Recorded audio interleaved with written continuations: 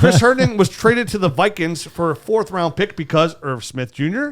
obviously had a boo-boo. Yeah. Was it an MCL or meniscus? I can't remember. But he's having surgery on it, whatever it is. So he's going to miss the first little bit of the season. I didn't see if they pupped him or if they're just holding him on the roster for now. I haven't seen officially.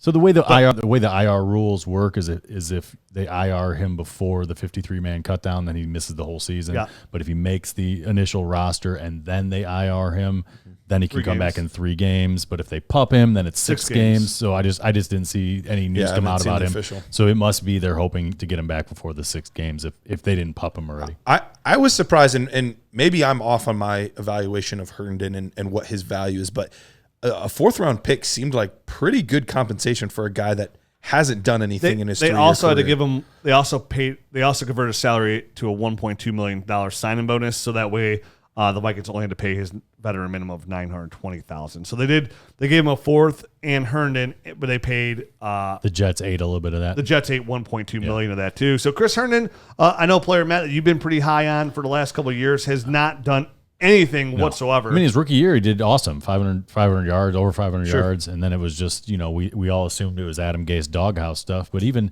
this summer, Tyler Kroft beat him out, I think, pretty handily. I was pumping up Tyler Kroft a little bit last show in the tight end show because I think it was obvious that he was going to win that job, and he obviously did.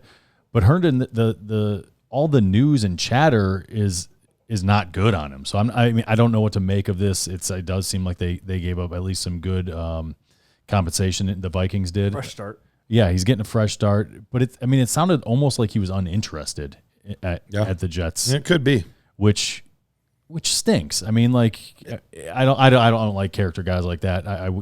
Even if you're in a place that you don't really want to be, you should at least be out there giving your all.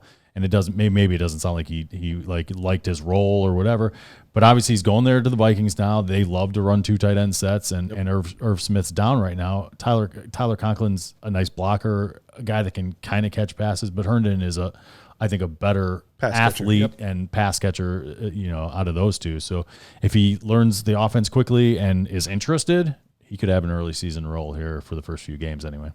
Worth a stash. If he's on your waiver wire, he's worth a stash, nothing more. Right. That's it. And you mentioned Tyler Kroft is now literally the only tight end on the Jets. There's only one tight end on the Jets right now. It's Tyler Kroft. They got rid of Ryan Griffin. They got rid of Chris Herndon. They got rid of Yaboya. Thank you. Yeah. Yaboa. So, I mean, it's literally just Tyler Kroft. So look for them to add a tight end at some point, which opens the door for possibly now the Zach Ertz trade to come through, and they add a guy like Zach Ertz to the Jets to give Zach Wilson another weapon.